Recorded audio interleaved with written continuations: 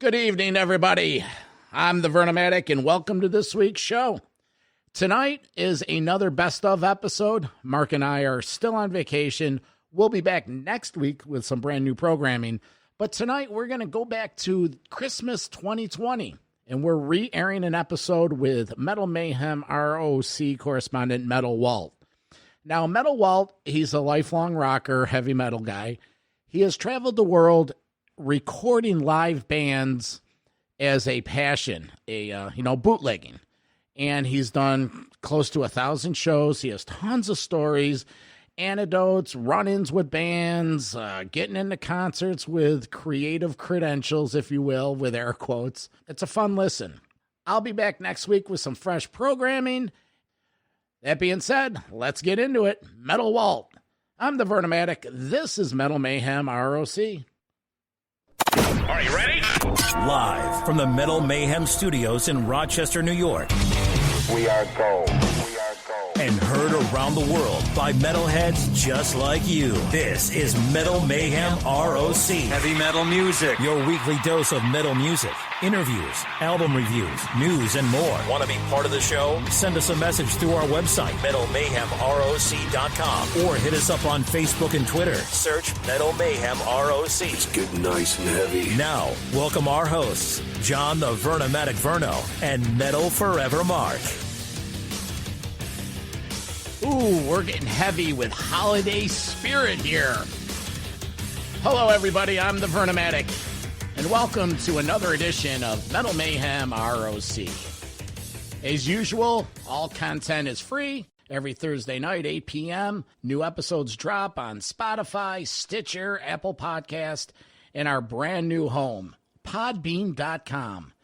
There you'll find a webpage with our new shows, old shows. It's a nice, cool, quick and easy way of downloading past episodes. And if you can, when you visit that site, click the subscribe button and follow the show. It helps the bottom line. Tonight's episode, we're doing a fun segment where we profile fellow metalheads that take their fandom to another level. Years ago, Metal Forever Mark lived in the New York, New Jersey area, and he would go to metal shows, and you know how it is when you go to metal shows. You meet people and you become friends, and, well, Mark met this guy that goes by the name of Walt, and it's not his real name, but that's his metal name, so he goes by Metal Walt, actually. Well, years ago, Metal Walt got into the hobby of recording concerts. He would go to different shows, first around the tri-state area and record concerts. And this hobby turned into an obsession where he's traveled the world and he's recorded hundreds, if not thousands of shows. And he's here tonight to tell us about how he got involved in it and share some of the cool stories that he's experienced since he's gotten involved with this. It's a cool interview. And I think all of us can relate to some of these stories that Walt shares because we've all been there. We've all snuck backstage or gotten on a tour bus or have had chance encounters with rock stars and musicians of some sort. But before we do that, I was thinking about putting together a Christmas list of cool Christmas songs. There's many out there. Twisted Sister has done stuff. Rob Halford has done songs. Even Dio and Lemmy, they've all done Christmas songs. And I realized that there's really only one cut you should play if you're trying to incorporate metal in Christmas. Happy holidays, everybody. This is the Vernomatic and Metal Forever Mark. King Diamond, No Presents for Christmas. Metal Mayhem ROC.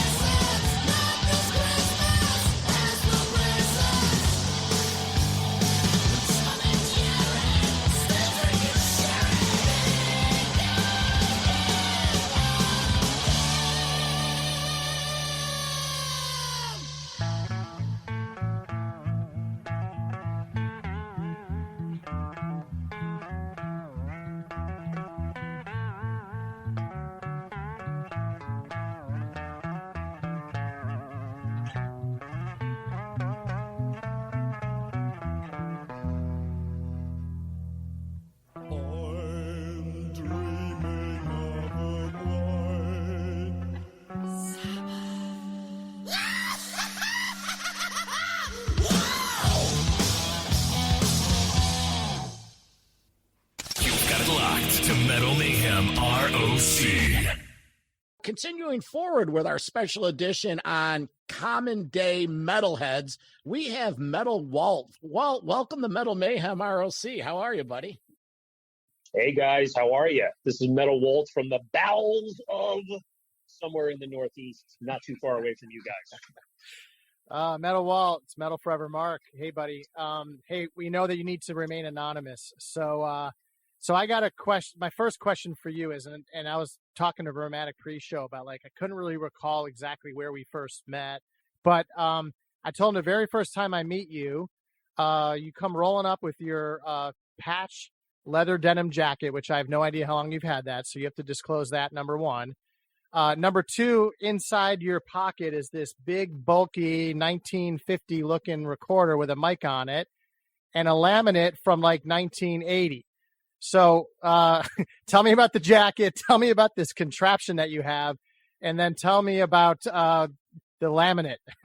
So the jacket is actually, well, it's not that old, believe it or not. I guess about 10, 12 years ago, I went to one of the metal festivals in Europe. I think it was in the Netherlands, 2006, and I was inspired because of those European metalheads, really big with their patch jackets. So I said, well, why can't I make one? So the first thing I did was go out and buy a denim jacket, cut the sleeves off, and I said, where do I start? So the beauty of eBay and all these, collector metal sites all over Europe, mainly into places like Greece and Romania, you unbelievable the markets you can find stuff. And I think it probably took me close to a year to collect a bucket full of patches of every and any band that I liked in the past, I kind of like. And I said, I'm just going to get this giant thing. And then when the time is right and I got enough, we put as many as we can on the jacket. That's the rest is history. So no more room for any more patches. So as new bands come along, sorry, that has to go on the next jacket.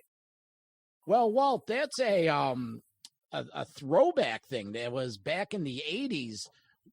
I went through that at the time. And as you did, you're a couple years younger than I am.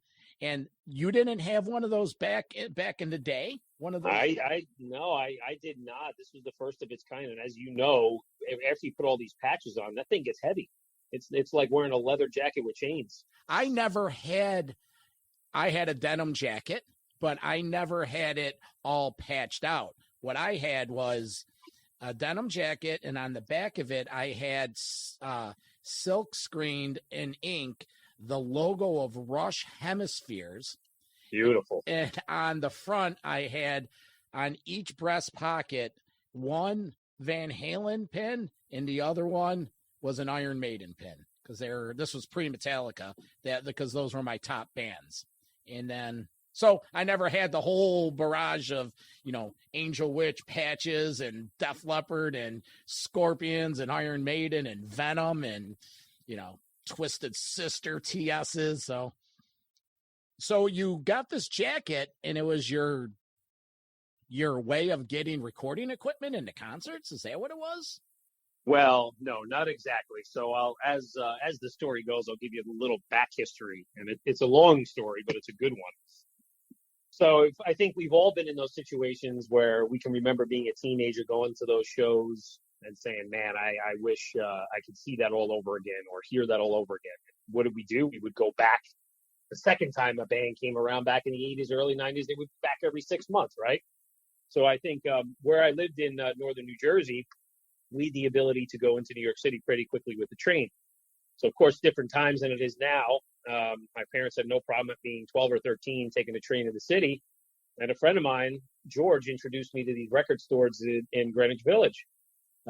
One of them was called It's Only Rock and Roll, and the other one was Revolver Records. And he said, Lance, you go there, and they have all these picture discs and everything else like there, and they have a lot of bootleg cassettes of the shows. So it was like, it was like this holy grail. Behind the glass up at the top, you could read the cassettes. But in order to get one, you had to ask the manager, and he had to unlock the door. And if you asked him, hey, can I hear this? Can I hear the quality? That was forbidden. It's just violent. Awesome. And I remember they were $9.99 a cassette. So if this was a 2-hour show, you had to buy 2 tapes at $20. So long story short, as I started collecting some of these shows that, eventually I would say, wow, I was at that show. I my other friend of mine and I said, why don't we just start this ourselves? What is the big deal? So the first time I recorded a show was December of 1988, Rush at Madison Square Garden on the Hold Your Fire tour. And I remember my dad, who was a teacher, got me one of those mini pocket recorders like the teachers used to use with the mini micro cassettes. And I thought it was the greatest thing. I was up in the nosebleed seats, but I was able to hold that and make a recording. Still have that recording, but that was just the beginning of it. And then through learning about recording equipment and different iterations of microphone quality through the years, things went from, better to even better to best, and then on to DAT, and then on to digital is where we are now. Yep. All right. So the first one was Rush up at Hold Your Fire in Madison Square Garden. What kind of equipment did you record that on? Yeah, that was the mini micro cassette. So to be honest, after I came home, I said, wow, this quality is really bad, because it was mono and very tinny sounding. So, I since then we did our research, and at the time there was no internet, so you had to ask around to people, go to stores in the city and say what kind of stuff would be good for a live setting, and maybe go in something like gold mining, going into the want ads, and to say seeking people that have live collections of pirated concert tapes, and getting in touch with these people. So eventually moved up to some better name brands, Iowa, Sony, and now my current unit is an Eterol. So all really, really good quality equipment. So man, bringing back memories of that publication, Gold Mine it was. Yeah, Gold Mine. My experience with getting the bootlegs, because up here in Rochester there was these shops that you went to. I remember you had to ask in a discreet kind of code kind of way, and you couldn't say, hey, is that a Rush bootleg? You had to say, oh, can I see that import, that live import? Is any of that true? Yeah, that was true. And even when you would go to the city, it would some of the LPs would just be, Rush live in Quebec City, 1984. It wouldn't tell you if it was an official release or an unofficial release. It had no disclaimer, no legal disclaimer whatsoever on the package. So yeah, that was a different time. There was that fear of getting caught. What if somebody was checking your mail? What if somebody caught you and intercepted your money and took your $10 money order from the U.S. Postal Service? What if somebody called your parents and said, what is your son doing? Right? Different times.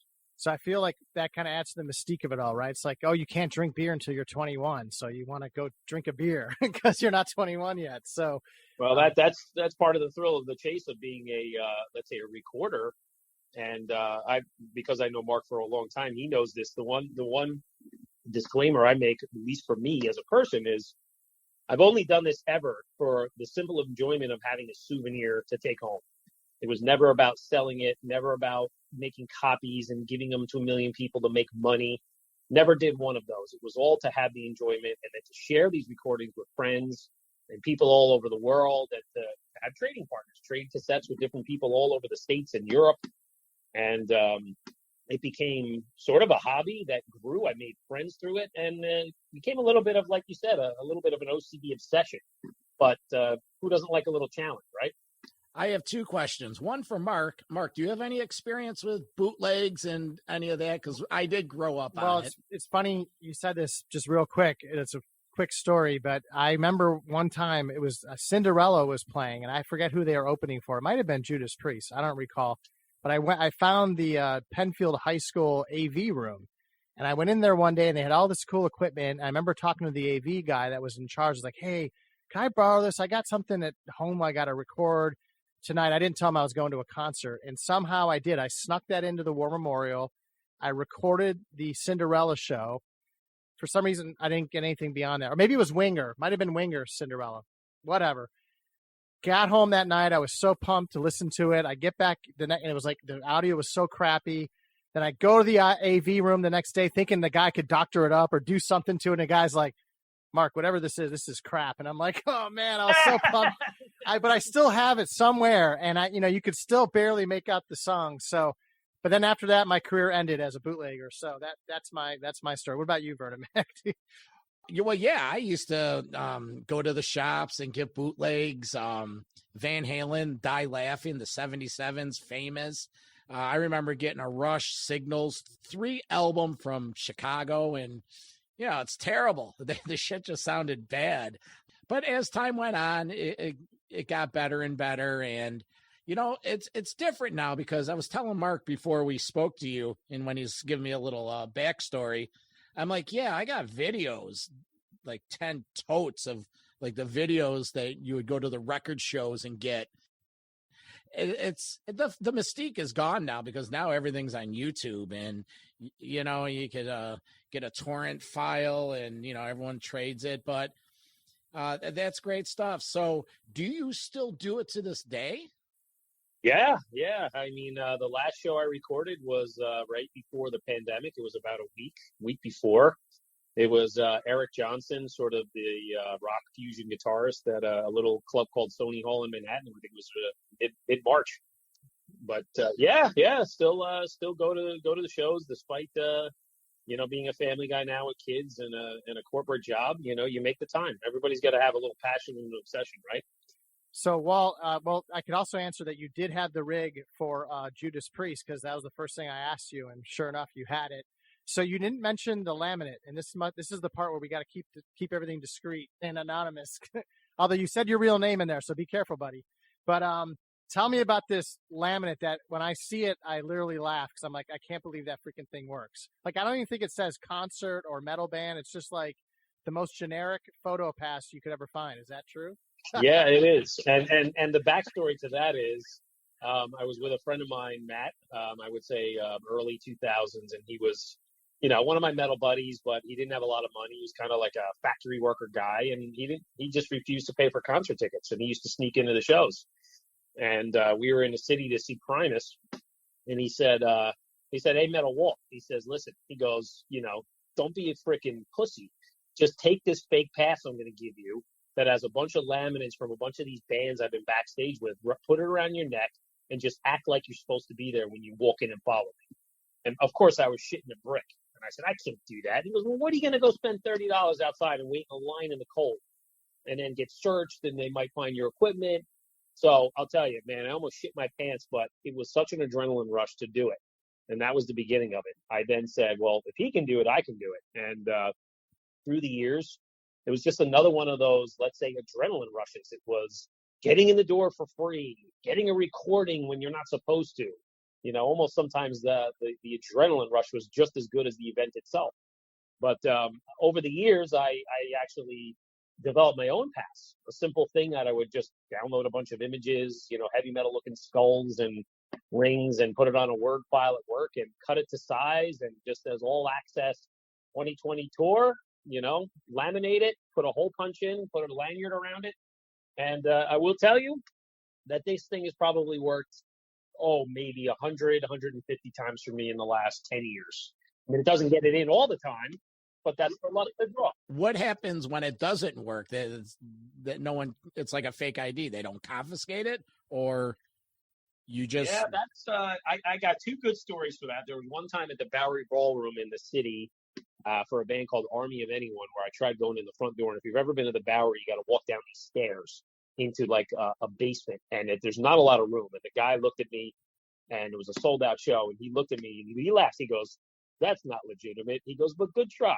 He goes, go back outside. He goes, we're going to be releasing tickets in about a half hour.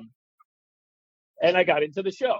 I would say the other time was, a couple of years ago. I was Deep Purple Alice Cooper, and I was getting a little greedy. I was down near like the 5th row, and this younger girl security guard must have, flashed her light, and she saw it, and she decided for whatever reason to come and look at my pass, and she swiped it from my neck, and she kind of threw me out, but I refused to leave, so I just ducked into the seats. And then after the show, I came down, and I said to her, hey, I just want my pass back. And she's like, well, that was a fake pass. I go, yeah, but it was more of a souvenir. I go, I didn't use it for anything else to just look cool, like I should have been in the front row, trying to beat around the bush to get my pass back, and she wouldn't budge.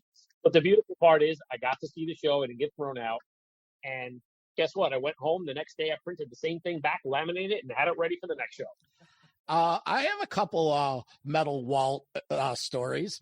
Back in ninth grade, the Judas Priest Iron Maiden tour, it was sold out. And a couple buddies just quickly, they tried to get in. They didn't have tickets, and they greased the old ticket guy with a 20. They got in. And back on the 97 Megadeth, it was 97 or 98, Megadeth was playing up here in town. And at the time, I was working as a courier. And, you know, I was doing at the end of the day, I was doing a delivery right near the venue that they were playing. All of a sudden it dawned on me. So what I did was, I was going to go to the show, but I didn't have a ticket. What I did was I kept my courier uniform on, grabbed a bag of ice, and around 6:30, I went to the back door, knocked on the door with a fake bill of lading. I said, I got delivery of ice for catering. And they opened the door and they're like, yeah, you know where to go, right? I go, yeah. So I just walked and I dropped the bag of ice in like the back area and walked onto the floor.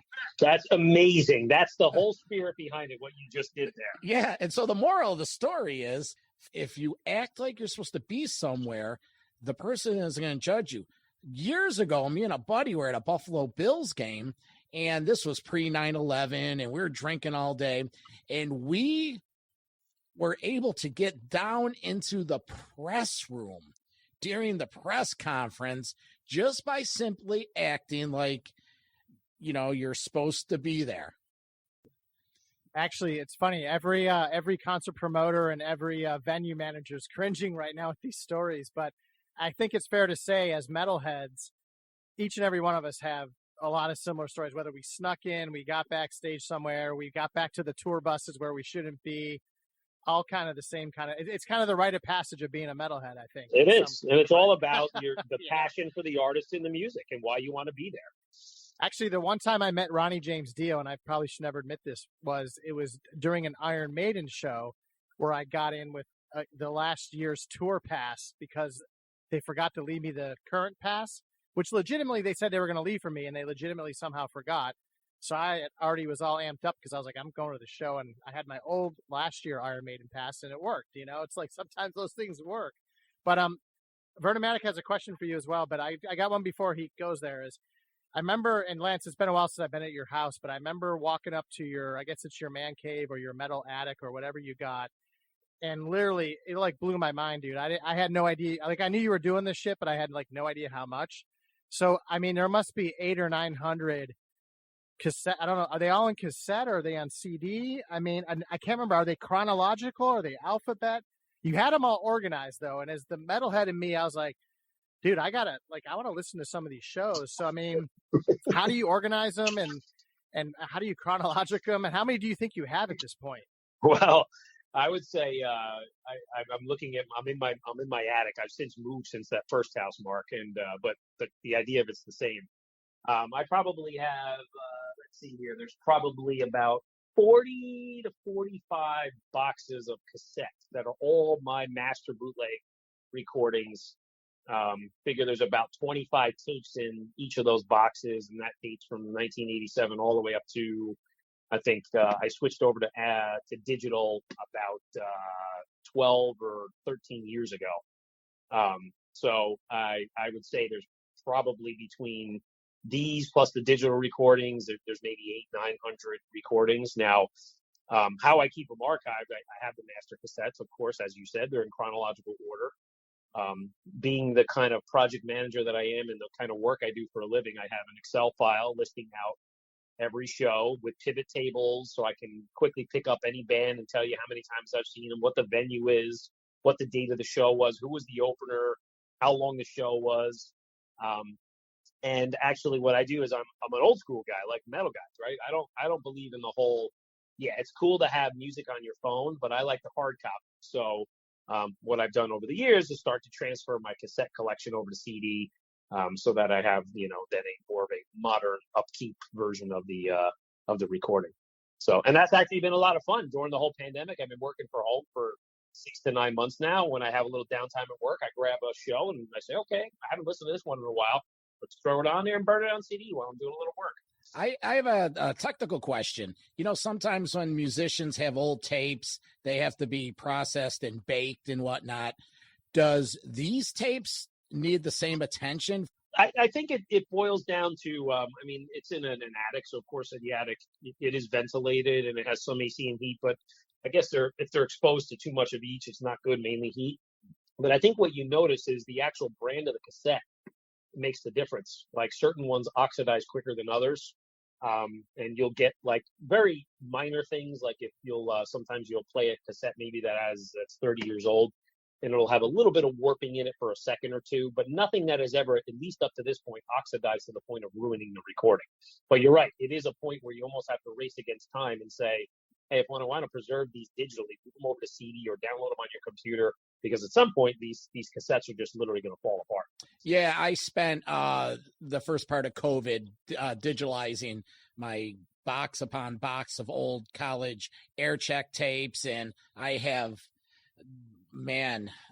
scores of me calling in local and national sports shows. I got a tape of me with calling in the Fan back in like '89, talking about when Miami was drafting Louis Oliver and Christopher. Louis Oliver, yeah, number 25. Oh, Louis Oliver was the man. I drank shots with him down in a bar in Miami one time. But amazing. But we before we get out of here, we have a couple cool show segments we want you to participate in, and we're gonna put you on the spot. So you're gonna have to get that Rain Man juice flowing. We have a segment called Mount Rushmore of Metal. Your Mount Rushmore of shows that you've captured. Top 4. Okay, I would say Sweden Rock Festival. Did that one by myself, 2012. Flew all the way over to Copenhagen, Denmark, and I took a 3-hour train ride. Didn't speak the language, figured it out, got a hotel room. That was a 3 or 4 day festival. It was in June, but it was probably 40 degrees. It was fucking cold as shit. I would say maybe the Arrow Rock Fest. That was another one. It was in the Netherlands.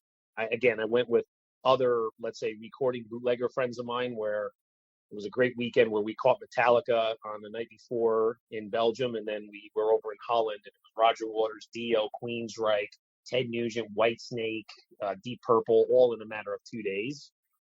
Hey, Metal Walt, who was on the first one you referenced? What bands stick out on that first festival you went to? The Sweden Rock, Twisted Sister, Soundgarden, Motley Crue, Pentagram, UFO, Michael Schenker, Hammerfall.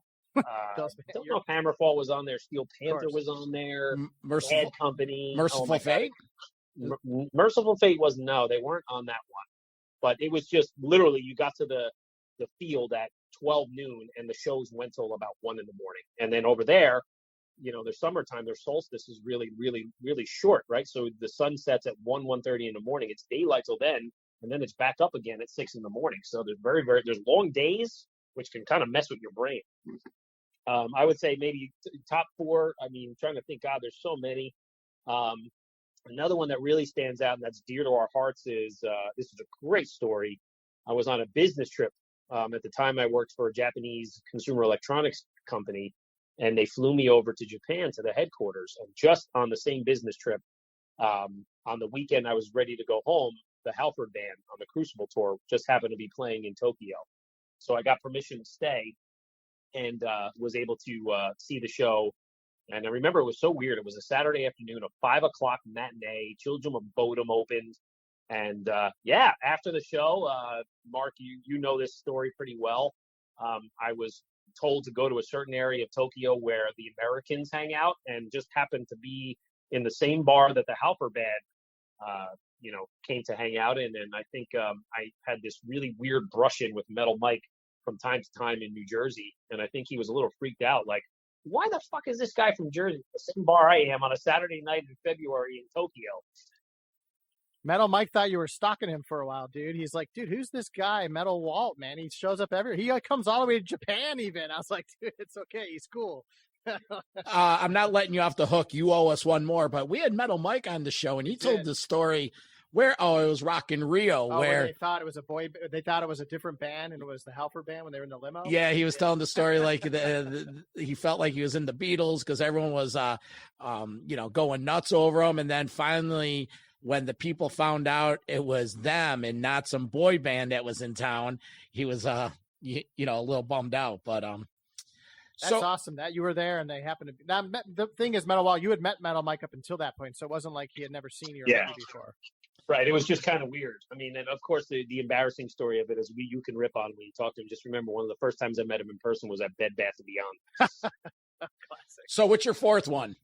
Well, I'm just going to show one. Again, there's a million I could choose from. I'm going to go more recent. I currently work for a company that's located in Antwerp, Belgium. And up until pandemic, I was traveling over there about every 8 weeks.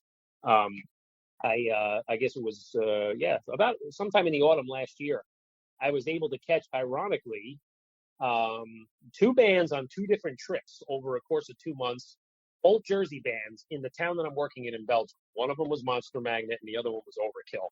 And I'll tell you, there was like one of these surreal moments knowing you're in another part of the world, yet a band you've seen 100 times at like the Birch Hill is playing right in front of you. And, you know, I'm drinking this heavy duty, kick-ass Belgian beer. I got a fucking killer buzz on. And I'm like, man, life can't get better. And they ripped on that song from the new album called Welcome to the Garden State. Welcome to the Garden State. And I'm like, man, this is heaven. I'm in Antwerp, fucking loaded on this beer, and Overkill's playing to me in the middle of Antwerp, and I got it free with my pass. See, Metal, that's what's cool, man. You go truly global because of your job and profession, but you also have gone overseas just for these metal festivals, which I need to do it before, on my bucket list kind of thing. Mark, Grass Pop was on my list this year. I turned 50, and that was my one thing I wanted to give to myself, to go to Grass Pop and tie it into a work trip. Yeah. And of course that ruined it. And Priest was going to be on that venue. Talk about a venue. Let's check this central lineup. This year's Priest, Maiden, Aerosmith, Deep Purple were the headliners over 4 days. Can you imagine? Unbelievable. And then the Wacken Festival is another one that's on my radar. Unbelievable. That's so. Just so everyone listening has a sense to sticking with the Mount Rushmore theme, top four again. What are your top four metal bands if you had to choose them? And Vernomatic and I struggle with this, but what are yours if you had to pick four? Yeah, I mean it is a struggle too. I would say pretty easy for me. Black Sabbath, mainly the Dio era as a preference, but still Black Sabbath overall. Rush is up there. Probably Deep Purple and Judas Priest would be my top four. I mean, of course, Maiden would be close, and there'd be a million others right below it.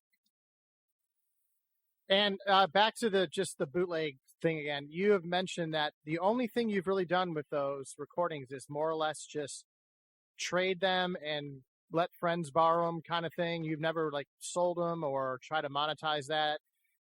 Yeah, that's exactly it. And I will tell you, of course, pre-internet period of the 80s and 90s, everything was by letter. But again, using Goldmine and these international newspapers, you could find people all over the world. And there was a couple of us that we were like pen pals, swapping copies of tapes, people in France and Germany and Japan and Australia and the UK. And then, I mean, I still have friends to this day. One of my best friends that I met, who's also a Dolphin fan, was from Saugerties, New York, not too far from you guys. Big Dolphin fan. We met at a Kiss show at Lemoore in 1992, introduced to another friend of mine that was there, and he says, hey, this guy, he's a big Kiss fan and a big Dolphin fan, and we're still lifelong friends. Hey, wait a second. Was that 92 Lemoore Kiss show? Was that the rehearsal for the Revenge tour? Yeah, if you remember, they did like a string of East Coast club shows as a warm-up. Yeah. Yeah, I saw that Kiss show up in Binghamton. I was going to school in Herkimer. But one last question I have for you, and it's COVID-related. Are you going through withdrawals? Oh, boy. You tell me. I think the only silver lining is what I've mentioned is the ability to have the time to dig through this collection, spin something, and actually enjoy it in the comfort of my own home.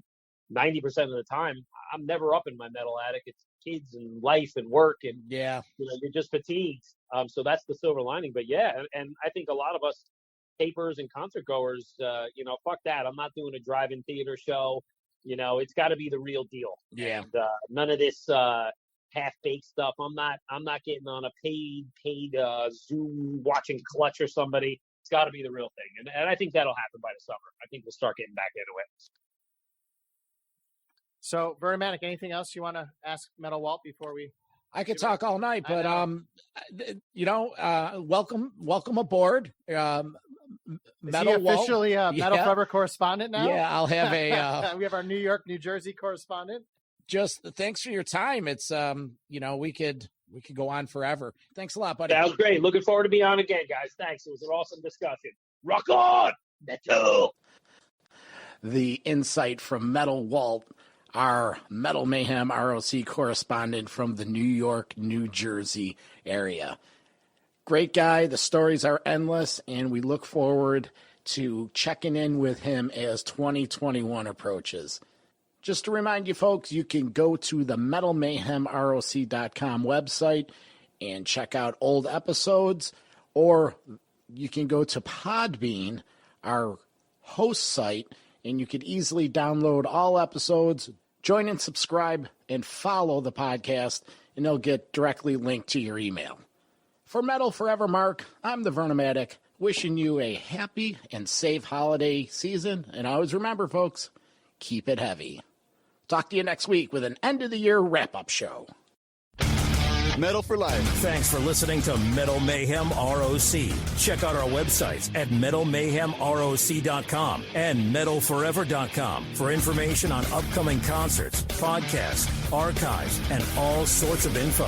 Please like, follow, and share with everyone, even your non-metal friends. Catch us next time on WLFE DB Radio.